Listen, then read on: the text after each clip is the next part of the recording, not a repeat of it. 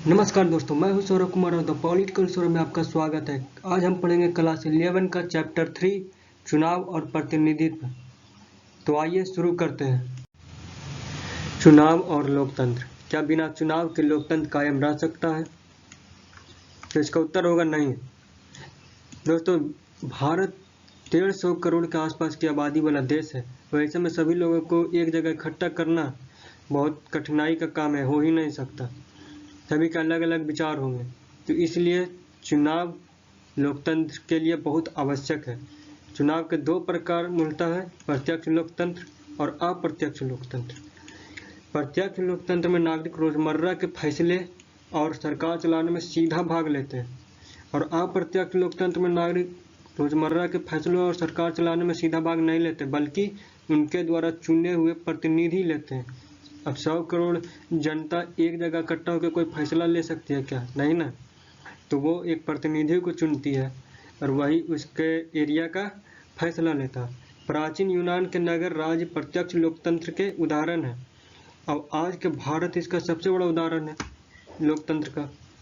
अनेक लोगों की स्थानीय सरकारें, खास तौर से ग्राम सभाएं, प्रत्यक्ष लोक प्रजातंत्र के नज़दीकी उदाहरण है। पहले गाँव में क्या होते थे? स्थानीय सरकार होते थे, और सभी गांव वाले में से बुजुर्ग लोग एक जगह आकर के डिसीजन लेते थे। लेकिन अब केंद्र सरकार, राज्य सरकार, विधायक, मुखिया, वार्ड कमिश्नर आदि इसके उदाहरण हैं। दूसरा है, क्या बिना लोकतंत्र के चुनाव हो सकता है? बहुत सारे गैर लोकतांत्रिक देशों में भी चुनाव कराए जाते हैं। वो सिर्फ दिखावा होता है कि हम भी लोकतांत्रिक हैं। इसके लिए चुनावों को वो इस ढंग से करते हैं कि उनके शासन को कोई खतरा ना हो। दोस्तों, कई देशों में ऐसे चुनाव कराए जाते हैं कि जो शासक है उसका कोई खतरा ना हो, सिर्फ दिखावा के लिए थोड़े बहुत चुनाव करा दिए जाते हैं। बाकी पहले से सेटिंग किए हुए रहते हैं कि उनका कुर्सी का कोई खतरा ना हो, उनके पार्टी का कोई खतरा ना हो। एक लोकतांत्रिक देश में संविधान की भूमिका बहुत महत्वपूर्ण है। संविधान ही यह तय करता है कि कौन मत देने योग्य है, कौन चुनाव की देखरेख करेगा, कौन चुनाव लड़ने के योग्य है, कौन प्रतिनिधि अपना प्रतिनिधि कैसे चुने, और मतदाता कैसे होगी, और प्रतिनिधियों का चुनाव कैसे होगा। भारत का लोकतंत्र इन सभी प्रश्नों का जवाब देता है। भारत में स्वतंत्र और निष्पक्ष चुनाव है, जिसे लोकतांत्रिक चुनाव कहा जा सके, तथा न्यायपूर्ण प्रतिनिधि भी है।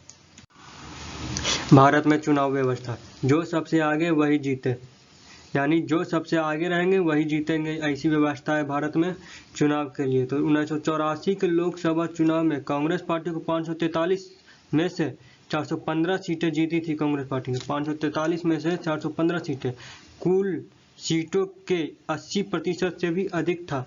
लोकसभा चुनाव में किसी दल को ऐसी सफलता कभी नहीं मिली। कांग्रेस पार्टी को 48% वोट मिले, यानी 48% लोगों ने कांग्रेस को वोट दिया।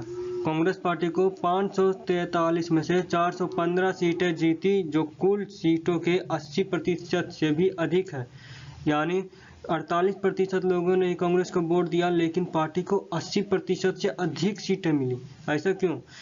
तो पूरे भारत में हम चुनाव की एक विशेष विधि का पालन करते हैं। जैसे पूरे देश को 543 निर्वाचन क्षेत्रों में बांट दिया गया है।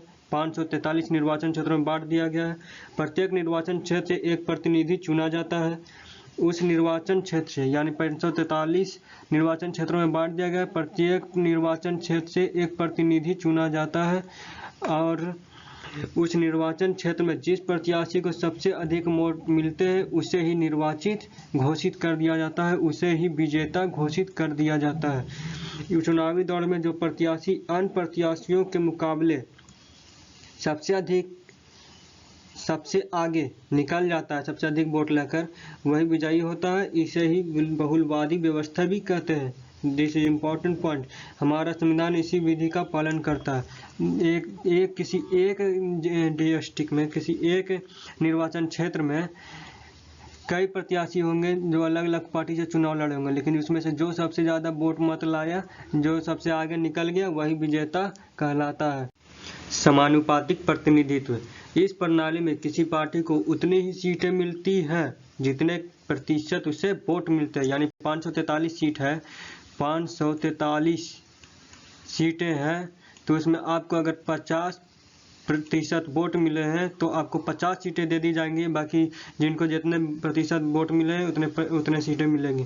इजराइल में मतगणना के बाद प्रत्येक पार्टी को संसद में उसी अनुपात में सीटें दी जाती है जिस अनुपात में उन्हें वोटों में हिस्सा मिलता है।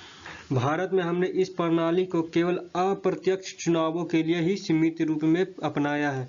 हमारा संविधान राष्ट्रपति, उपराष्ट्रपति, राज्यसभा और विधान परिषदों के चुनावों के लिए समानुपातिक प्रतिनिधित्व प्रणाली का एक तीसरा, डायरेक्ट यही नहीं, एक तीसरा जटिल स्वरूप प्रस्तावित करता है। आइए तुलना करते हैं सर्वाधिक वोट पाने वाले की जीत और समानुपातिक प्रतिनिधित्व के ऊपर। पूरे देश को सर्वाधिक वोट पाने वाले की जीत में पूरे देश को छोटी छोटी भौगोलिक इकाइयों में बांट देते हैं, जिसे निर्वाचन क्षेत्र या जिला कहते हैं। लेकिन उसी का उल्टा यहाँ किसी बड़े भौगोलिक क्षेत्र को एक निर्वाचन क्षेत्र मान लिया जाता है, जैसे पूरा का पूरा देश। यानी समानुपातिक में पूरा देश एक निर्वाचन क्षेत्र मान लिया जाता है, और वहीं सर्वाधिक वोट पाने वाले में उस देश को कई छोटे छोटे भागों में निर्वाचन क्षेत्र में बांट दिया जाता है। हर निर्वाचन क्षेत्र से केवल एक प्रतिनिधि चुना जाता है, यानी इससे एक हर निर्वाचन क्षेत्र से एक चुना जाता है, और इसमें एक निर्वाचन क्षेत्र से कई प्रतिनिधि चुने जाते हैं। चूंकि पूरा एक है तो इसमें से कई प्रतिनिधि चुने जाते हैं। मतदाता प्रत्याशी को वोट देता है, इसमें मतदाता प्रत्याशी को जो खड़े हुए हैं चुनाव के उसको वोट देता है, लेकिन इसमें मतदाता पार्टी को वोट देता है। जैसे कमल, कांग्रेस या कोई भी पार्टी हो, उस सिर्फ पार्टी को वोट देता है, ना कि किसी आदमी को, प्रत्याशी को। पार्टी को प्राप्त वोटों के अनुपात से अधिक या कम सीटें विधायिका में मिल जाती है, लेकिन इसमें हर पार्टी को प्राप्त मत के अनुपात में विधायिका में सीटें मिलती है। इसमें हर पार्टी को प्राप्त मत के अनुसार विधायक में सीटें मिलती है, और इसमें पार्टी को प्राप्त वोटों के अनुपात से अधिक या कम सीटें विधायिका में मिल सकती है।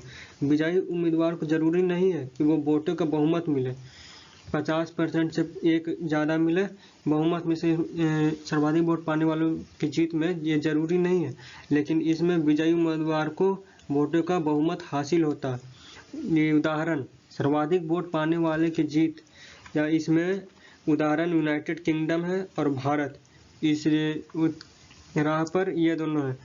और वहीं जैसा कि इजराइल और नीदरलैंड समानुपातिक प्रतिनिधित्व को अपना रखे हैं। तो दोस्तों आज के लिए इतना ही, और आगे की वीडियो के लिए पार्ट 2 के लिए हमारे चैनल को सब्सक्राइब करें। तब तक के लिए जय हिंद, जय भारत।